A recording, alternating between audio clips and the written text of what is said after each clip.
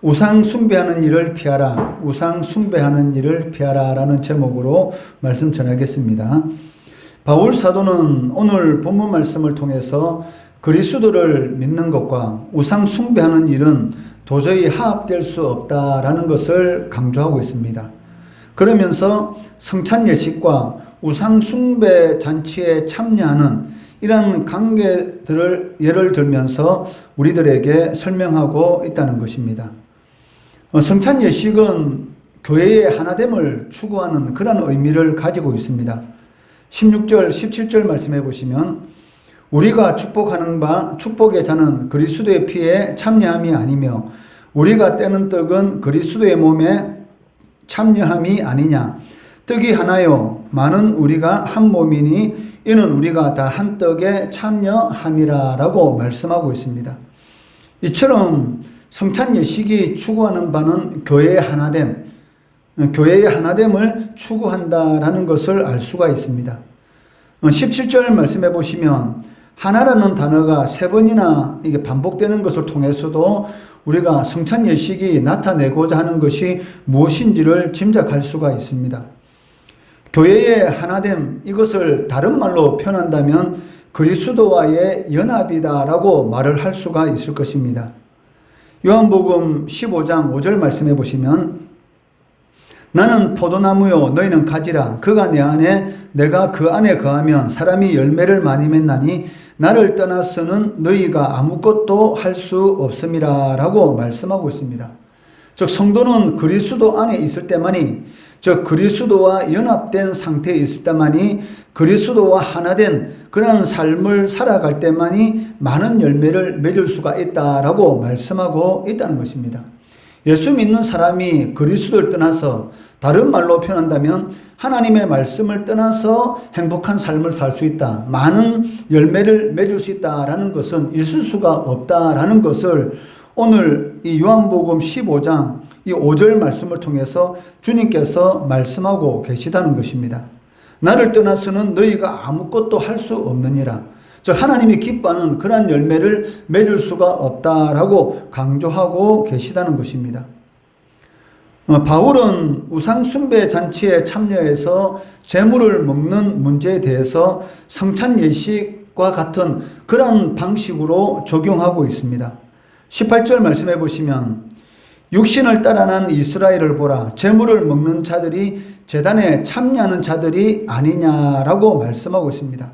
성찬 예식에 참여한다는 것은 그리스도와 하나 된다라는 그런 의미를 가지고 있는 것처럼 제단에 참여해서 거기에서 이 제물을 먹는 것은 그 제단을 섬기는 그런 대상과 하나가 되는 것이다 라고 말을 하고 있다는 것입니다. 바울은 앞에서 우상은 나무 조각이나 돌 조각에 불과한 것이기 때문에 아무 실체가 없는 것이다 라고 말을 했습니다. 고린도전서 8장 4절 말씀해 보시면 우상은 세상에 아무것도 아니며 또한 하나님은 한 분밖에 없는 줄을 아노라. 저 우상이라는 것은 무엇입니까? 사람의 손으로 만든 것에 불과하다. 나무 조각이나 돌을 이용해서 사람의 손으로 만든 것에 불과하기 때문에 그것은 실질적으로는 아무 실체가 없는, 아무 영향력이 없는 것에 불과하다라고 말을 하고 있습니다. 이와 동일한 의미로서 오늘 본문 19절 말씀에서도 반복해서 말씀하고 있습니다. 19절 말씀해 보시면 그런즉 내가 무엇을 말하느냐? 우상의 제물은 무엇이며 우상은 무엇이냐? 즉 우상은 아무것도 아니라는 것입니다. 하나님 외에는 어떠한 신도 존재하지 않기 때문에 우상에게 바쳐진 제물도 실제로는 다른 신에게 바쳐진 것이다 라고 할 수가 없다는 것이죠. 왜냐하면 하나님 외에는 신이 없는데 우상 앞에 바쳐진 그 제물이 다른 신에게 바쳐진 것이다. 그것은 말이 되지 않는다는 것입니다. 그런데 문제가 무엇일까요? 우상 자체는 실체가 없는 아무것도 아닌 그러한 존재입니다. 그렇지만 그러한 우상들을 이용해서 역사하는 그 악한 영들이 문제다라고 말을 하고 있다는 것이죠. 우상은 아무것도 아니지만 그 우상들을 사용해서 그 뒤에서 역사하는 그런 악한 영들, 이것이 바로 문제다라고 성경은 말씀하고 있다는 것입니다. 여러분들이 예수 믿지 않는 집에는 이런 추석이나 설날 되면은 이 제사를 지내지 않습니까? 그 제사는 아무것도 아닙니다. 왜?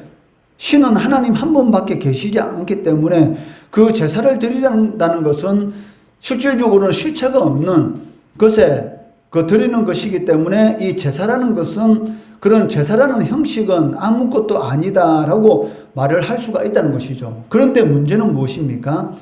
그 제사를 이용해서 사람들을 미혹하고 우상을 숭배하게 만드는 그 악한 영들, 저 귀신이 문제라는 것입니다. 20절 말씀해 보시면 무릇 이방인이 제사하는 것은 귀신에게 하는 것이요 하나님께 제사하는 것이 아니니 나는 너희가 귀신과 교제하는 자 되기를 원하지 아니하노라 라고 말씀하고 있습니다.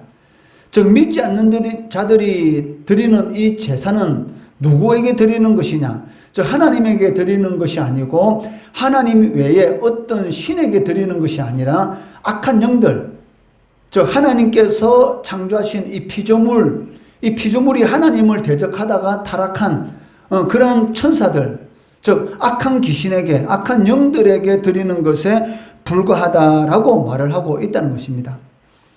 여기 이방인들이 제사하는 것은 귀신과 교제하는 것이다 라고 말을 하고 있는데, 귀신과 교제한다는 것은 바로 귀신과 하나가 된다라는 그런 의미를 가지고 있다는 것입니다.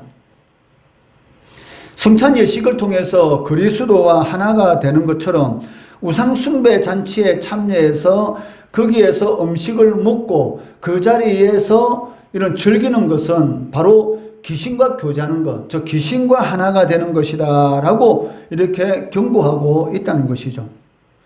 이것은 무엇을 의미하는 것입니까? 귀신이 하는 일이 무엇입니까? 즉 하나님을 대적하고 악을 도모하는 이런 귀신들의 행동에 내가 동조한다라는 그런 의미를 가지고 있다는 것이죠.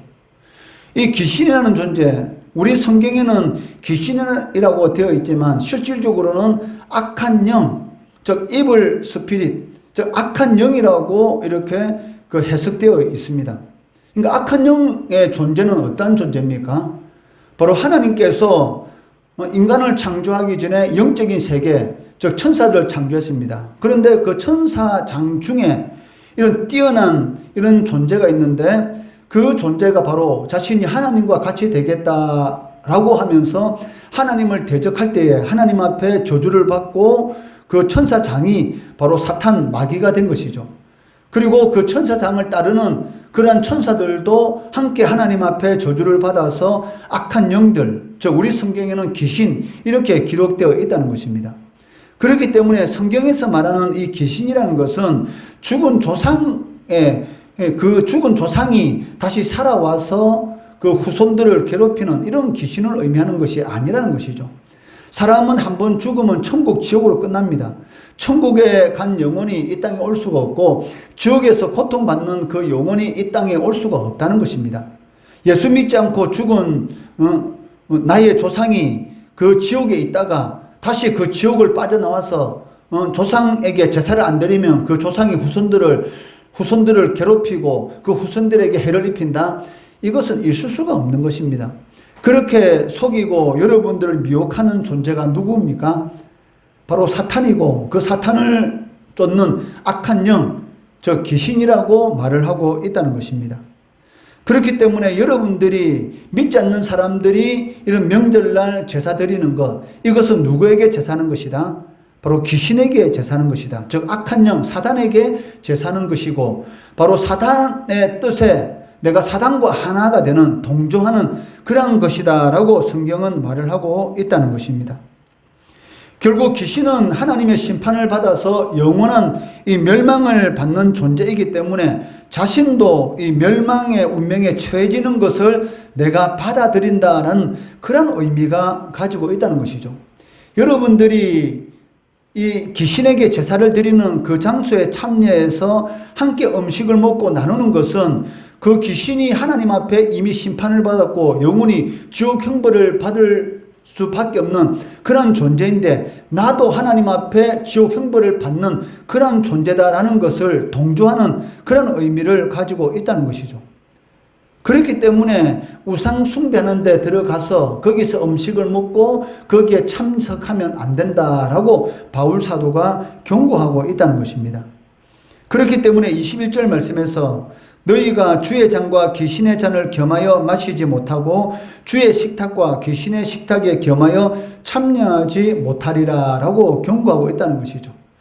주일날 하나님의 전에 나와서 하나님 앞에 예배 드리고 그리고 또 집에서 제사 드린다 해서 내가 그 제사 자리에 참여하는 것은 바로 주의 잔과 귀신의 잔을 겸해서 마시려고 하는 그런 모습인데 그렇게 겸해서 마시지 못한다.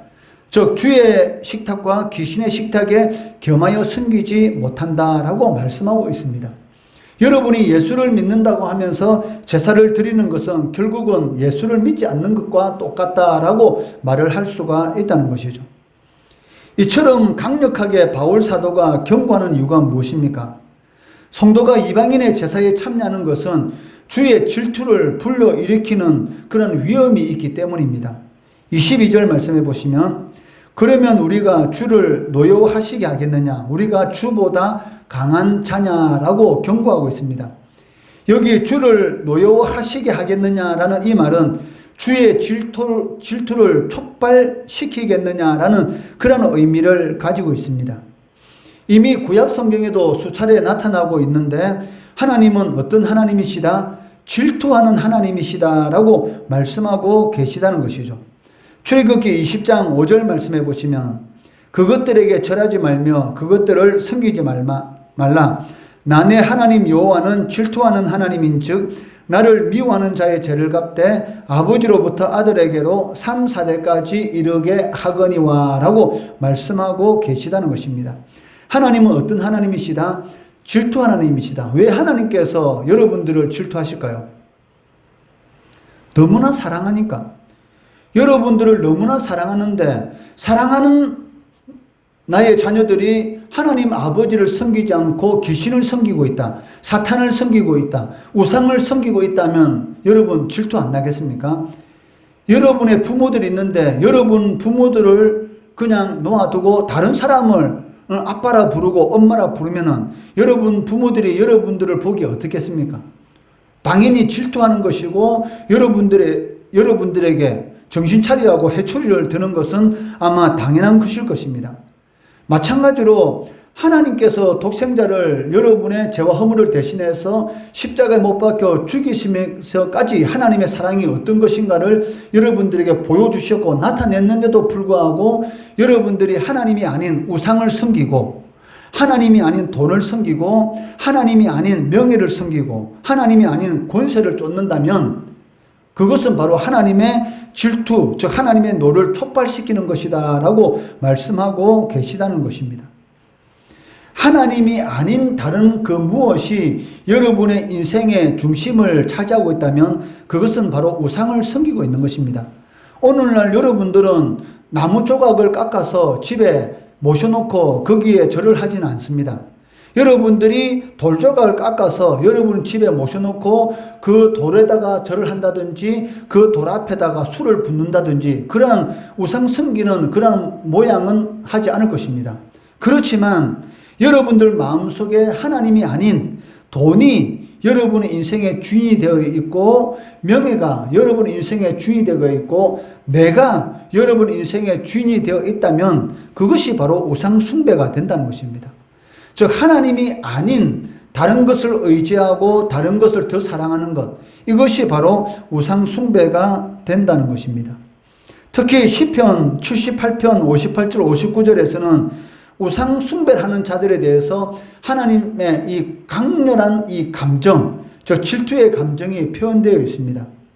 자기 산당들로 그의 노여움을 일으키며 그들의 조각한 우상들로 그를 진노하게 하였음에 하나님이 들으시고 분내어 이스라엘을 크게 미워하사라고 기록하고 있습니다. 하나님을 섬겨야 될 하나님의 백성들이 산에다가 산당을 만들어 놓고 그 앞에 가서 절을 하고 있고 그리고 조악한 우상들 앞에서 절을 하고 있고, 이러한 모습을 보니까 하나님께서 어떻겠습니까? 너무나 내 사랑하는 자들이 나를 사랑하는 것이 아니라 다른 인간의 손으로 만든 것들을 사랑하는 그런 모습을 보면서 미워하고 거기에 대해서 질투를 하시고 거기에 대해서 노를 바라신다라고 말씀하고 있습니다. 너무나 사랑하니까 노를 바라겠죠. 여러분들에게 아무 관심이 없습니다. 그러면 여러분들에게 화를 낼 필요도 없고 노를 바랄 필요 없죠. 여러분들의 부모님들이 여러분들에게 왜 그렇게 잔소리를 많이 하고 여러분들에게 해초리를 드는 이유가 무엇이겠습니까? 여러분들을 너무나 사랑하기 때문이죠.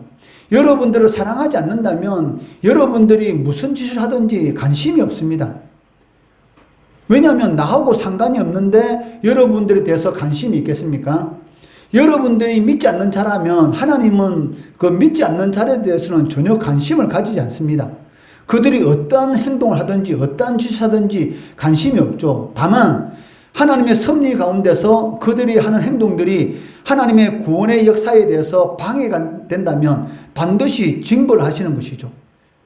즉 하나님께서 바벨론을 사용해서 이스라엘 백성들을 정신을 차리도록 만들기 위해서 70년 동안 이렇게 포로 생활을 하도록 만드셨지 않습니까?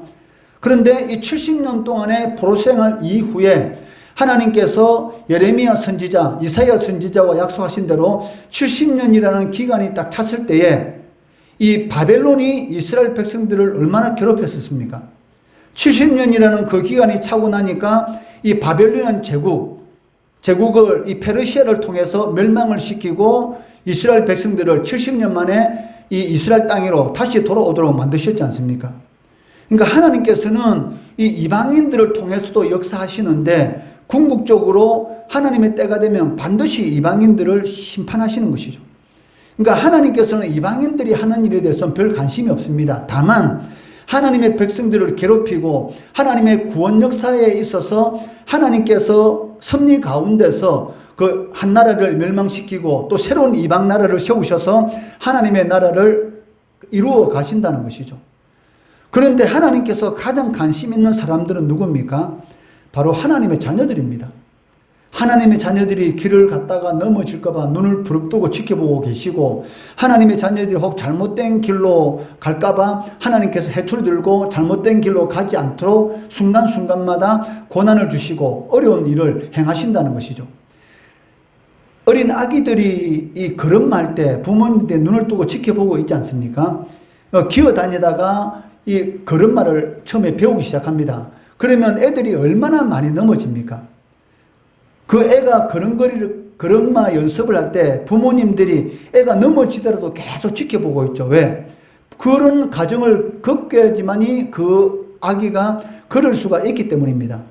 또 어떤 부모들은 그 애들의 손을 잡고 밖에 구경 나갔다가 그 애들을 앞에 두고 이불로 숨는 부모들도 많지 않습니까? 왜? 애가 어떻게 하는가 싶어서, 부모를 찾는 건가 싶어서 애들과 술래잡기 놀이를 하는 그런 부모들이 있어요. 그런데 그 애 혼자 놔둬놓고 부모가 어디에 숨을 때에 그 부모 눈동자가 그 애로부터 떨어지는 것을 봤습니까?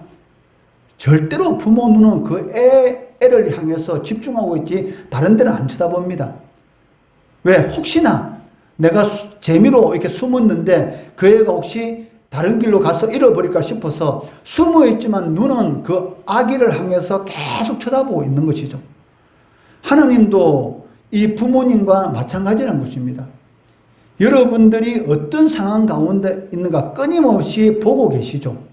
그리고 혹 여러분들이 위기 상황 가운데 처하게 되면 하나님께서 속히 역사하시고 그 위기 상황 가운데서 건져주시는 것이죠. 그렇게 하시는 이유가 무엇이냐면 너무나 사랑하기 때문에. 그런데 사랑하는 자녀들이 우상을 섬기는 데에서는 하나님께서 용납을 하지 않습니다. 왜? 우상을 섬기는 것은 마귀의 뜻에 동조하는 것입니다. 마귀가 하나님을 대적하다가 영원한 지옥 심판을 받았는데 그러한 지옥 심판을 받는 그 길을 걸어가려고 하는데 하나님께서 가만히 놓아두겠습니까? 절대로 가만히 놓아두지 않죠. 하나님의 택한 백성이라면은. 그러면은 정신 차리도록 하기 위해서 해초리를 들고 하나님께서 징계를 행하시는 것을 볼 수가 있다는 것입니다. 이것을 성경에서는 질투하시는 하나님이시다라고 말씀하고 있습니다. 그리스도와 하나가 된다는 것은 하나님의 언약이 성립된다라는 그런 의미를 가지고 있습니다. 그리고 그리스도와 언약이 성립된다라는 이 말은 오직 그리스도께만 충성하고 다른 누군가에게는 충성하지 않는다라는 그런 의미를 가지고 있다는 것이죠. 여러분들이 그리스도인이다라는 이 말은 나는 그리스도께 속한 사람입니다라는 그런 의미를 가지고 있습니다.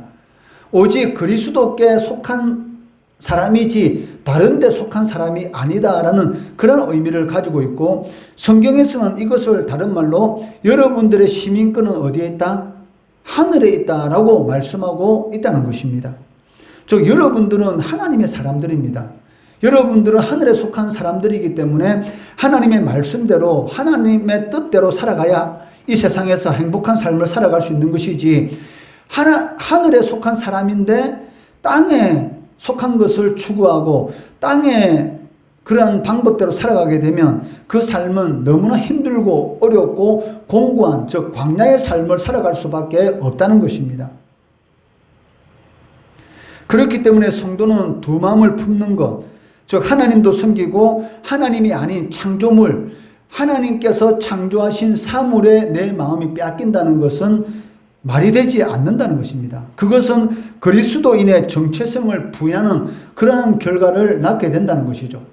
여러분들이 하나님께 집중해야 하는 것이지 하나님께서 창조하신 피조물, 즉 하나님께서 창조하신 이런 어떤 사물에 대해서, 이런 권세에 대해서, 명예에 대해서, 그리고 재물에 대해서 집중하게 된다면 이것은 여러분 인생을 가장 불행하게 만드는, 그리스도인으로서의 정체성을 부인하는 그러한 결과를 낳게 된다라고 말을 할 수가 있다는 것입니다. 그래서 바울은 14절 말씀에서 그런즉 내 사랑하는 자들아 우상 숭배하는 일을 피하라라고 강력하게 경고하고 있다는 것입니다. 이 말에 대해서 신학자 로버트슨과 플루머는 그들은 우상과 관련하여 얼마나 가까이 나아갈 수 있는가를 시도해서는 안 되며 오히려 얼마나 멀리 달아날 수 있는가를 시도해야 된다. 이게 무슨 말입니까? 하나님이 기뻐하지 않는 일, 우상 섬기는 그런 자리에서는 도망해야 한다는 것이죠. 어떻게 하든지 멀리 떠나 있어야 된다라고 말씀하고 있다는 것입니다. 성경에서 형통, 영어 성경에는 success라는 단어를 사용하고 있는데 성공이라는 단어가 가장 많이 적용되는 사람이 누굽니까? 요셉입니다. 하나님이 함께 하심으로 요셉이 형통하였더라. 즉 요셉이 석세스하였더라. 즉 요셉이 성공하였더라라고 성경은 요셉에 대해서 하나님이 함께 하심으로 형통하였다라는 이 말이 계속적으로 반복되고 있는데, 요셉이 형통할 수 있었던 그 힘이 무엇입니까? 바로 하나님이 싫어하는 일에 대해서는 멀리 속히 도망하는 그러한 사람이었기 때문입니다. 어느 날 이 보디발의 집에서 이 요셉이 경호실장으로서 그 집에 이 노예로 이렇게 팔려 들어오게 됩니다. 그런데 이 보디발이 가만히 요셉을 이렇게 보고 있으니까 너무나 신실하고 하나님이 함께 하시는 그러한 사람이다라는 것이 이 보디발의 눈에도 이렇게 들어오게 되는 것이죠. 그래서 이 보디발은 요셉은 믿을 수 있는 사람이다 라는 그런 생각이 들어서 이 자신의 민족도 아니고 저리고 멀리서 온 그런 노예였지만은 자신의 집안에 있는 모든 것을 맡기는 그 노예의 우두머리로서 가정총무로서 이렇게 세우게 되는 것이죠. 그러니까 어느 한순간에 그 노예, 어떻게 보면 가장 밑바닥 인생을 살아갈 수밖에 없는 그러한 요셉이 그 집안의 가정총무, 그러니까 그 집안의 모든 것을 관장하는, 보디발이 가지고 있는 모든 재산에 대해서 관장할 수 있는 그러한 권세를 가지는 가정총무로 이게 세워지는 것을 볼 수가 있습니다. 그런데 어느 날 이 가정총무로서 이제는 그 인생이 어떻게 보면 행복한 그러한 삶을 살아간다라고 생각될 수가 있는 그런 시점에 이 요셉에 대해서 성경은 어떻게 기록하고 있습니까? 한마디로 너무나 아름답고 아름다운 그런 사람이다라고 성경은 기록하고 있어요. 한마디로 오늘날로 말하면 너무나 잘생긴, 여자들이 보기에는 너무나 이런 사귀고 싶은 그런 외모를 가지고 있었던 그런 요셉이었습니다. 그러니까 이 보디발의 아내의 마음이 이 요셉을 볼 때마다 너무나 동한 거예요. 그래서 요셉 보고 날마다, 하루 이틀이 아니고 날마다 요셉과 동침하자라고 요셉을 날마다 이렇게 요셉을 이렇게 못 살게 굽니다. 사람이 있든지 사람이 없든지 항상 자신과 동침하자고 요셉을 끊임없이 이렇게 유혹하고 있는데, 어느 날 요셉이 일을 처리하기 위해서 집 안에 들어갔는데 그날 아무도 없었습니다. 그러니까 얼마나 좋은 기회입니까? 이 보디발 아내가 요셉의 팔을 붙들고 놓지 않는 거예요. 당신이 나와 동침해 달라고. 그때 요셉이 한 행동이 무엇입니까? 자신의 겉옷을 벗어버리고 도망쳐 놓습니다. 바울 사도가 하는 말, 우상 숭배하는 일을 피하라. 하나님이 기뻐하지 않는 실한 일에 대해서는 도망가라라는 그런 뜻을 가지고 있다는 것입니다. 그러니까 하나님이 보시기에 실한 일은 여러분이 근처도 가면 안 된다. 즉 오늘 여기 로버트슨과 플루머 신학자가 하는 말과 같이 그들은 우상과 관련해서 얼마나 가까이 나아갈 수 있는가를 시도해서는 안 된다. 즉 하나님이 실한 일은 가까이 가려고 하면 절대 안 된다. 쳐다봐서도 안 된다. 하나님이 실한 일이라면 멀리 도망갈 수 있는 그러한 모습을 가져야 한다라고 말씀하고 있다는 것입니다. 이것은 무슨 말입니까?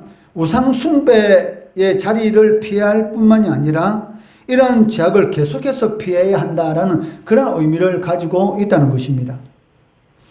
여러분들의 우상은 무엇입니까? 그리스도만 나의 주인으로 섬기는데 과연 방해되는 것이 무엇인지 곰곰이 여러분들이 생각해 볼 필요가 있다는 것입니다.